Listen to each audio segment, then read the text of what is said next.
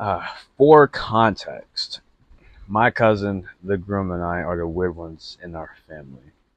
I'm the weirdest one out of all of us in my entire family. My lifestyle and attitude towards women and parenting is really about 180 degrees from my cousin, the groom. Therefore, it was assumed by everyone that I would be the one that would screw up his wedding by bringing shame and embarrassment to him, thus ruining his mission of fathering awesome human beings. Examples would include, but are not limited to, hooking up with one of the bridesmaids that had a boyfriend or a husband, saying or doing anything that would bring him embarrassment, disrespecting the wife or groom or bride and her family, not following instructions, and or being late. So last year, bachelor party weekend was a success. I beat my cousin in Super Smash Brothers. I guess it was on the Nintendo Switch, and I lived to tell about it. And I made sure to talk with and engage all of my cousin's friends when we went to Atlanta. So the prelude was done in April.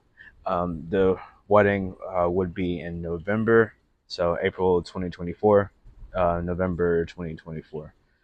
That left many months in between. So, and now that I had accepted to be a groomsman, the only thing on my mind was to not screw this up, because he asked me to be a part of his wedding when he really didn't have to. I had plenty of time between April and November in order to mess things up, and I didn't want to engage in any behaviors that would call off the wedding or bring embarrassment to my cousin. Fortunately for me, though, my cousin and his now wife went out of their way to dummy proof the entire process. They had itineraries for everything that came with dates, times, locations, descriptions, and instructions. Like for once in my life, I could actually relax and just allow what was put in front of me by other people who had thought a lot of time, thought who had put in a lot of thought and care into the entire process. And it kind of started with the tuxedo rental. They had already found a website. On the group side of the operation, all we had to do was just pick a color and style. I went with the emerald green. You'll probably see in the thumbnail because I was kind of slow to pick mine, but I looked good. It was fine. The company would ship the tuxedo directly to our doors, so we didn't have to go pick it up.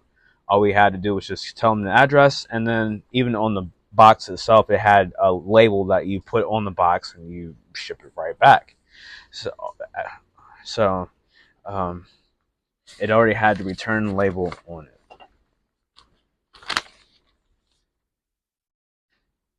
So we made a second group chat, which now included a girl that my cousin is friends with.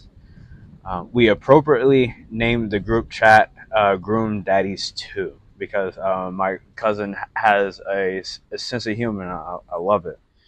And I normally don't participate in group chats just because I'm always doing stuff and don't necessarily have time to engage or interact. But I decided to put not really, I guess, my needs aside. I feel like most group chats are nothing more than a distraction. But I decided to use the group chat as a means to work on my comedy, work on my material. I also wanted to educate the group on the history of my cousin and I. Uh, so I low key hinted at being jealous. Well, hinted at my craziness when I mentioned being jealous when my mother bought my cousin Pokemon Stadium 2 and Paper Mario for Nintendo 64 in the early 2000s. And then I also didn't waste the opportunity to make a therapy joke saying that I had healed ever since then. So, um, not only was I asked to be a groomsman, but I was also asked to give a speech. And of course, I said yes.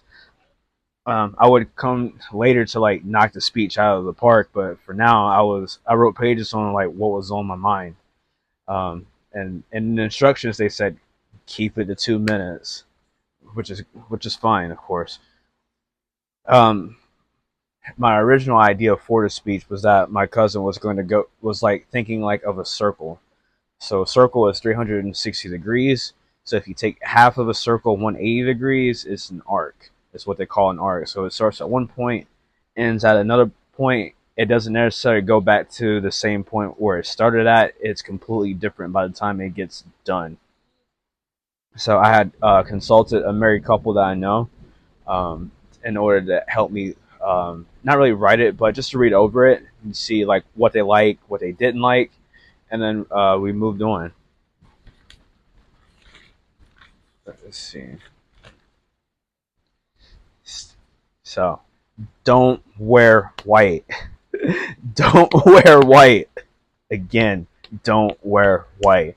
Those are the words that my cousin, the groom, had texted me as I prepared for pretty much the Friday. So fast forward to November. Friday was the day that they had picked to do family pictures immediately after the courthouse wedding. So I double checked my shirt, my pants, my shoes that Friday as I drove on Interstate 85 north towards Durham, North Carolina. I made sure to leave super early, so I would make sure not to be late to the courthouse. I triple checked to make sure that the tux was packed in the trunk, and then being late to this event would have been completely unacceptable to me. Now, this was Friday, November 8th, 2024. And guess what significant event was going to happen in 3 days? Well, it happened 3 days prior to my cousin's wedding. That's right, the 2024 presidential election happened. And Donald Trump had won the presidency, and I helped Sherry Biggs win a spot in Congress. Um, and why is this important? I'm about to show you what crashing out means. So, I live in South Carolina, and my cousin, he lives in North Carolina. So South Carolina is considered to be conservative side of the American political spectrum, quote unquote, on the right side. And then my cousin lives in North Carolina. He's more or less on the opposite spectrum, on the left side. Now,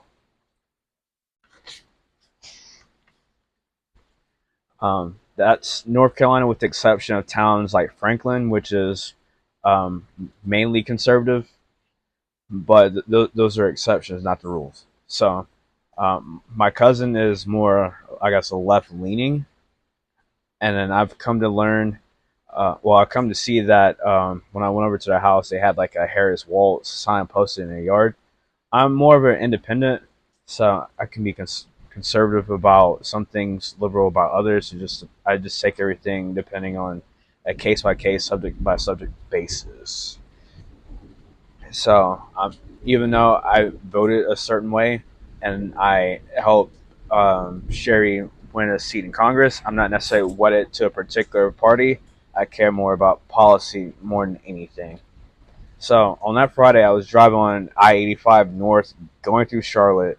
I started to see blue lights like out of the corner of my eye, and then I see like an emergency vehicle like slowing down on an overpass.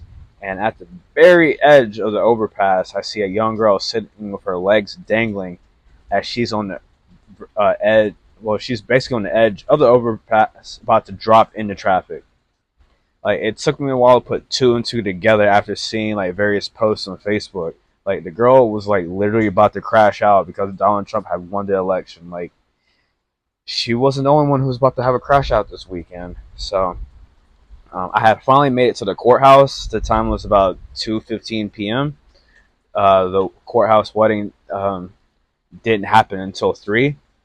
There was no way that, as I've explained earlier, both my cousin and I are atheists, so there was no way that his wedding was going to happen in the church. I was the first person to arrive. Didn't arrive late.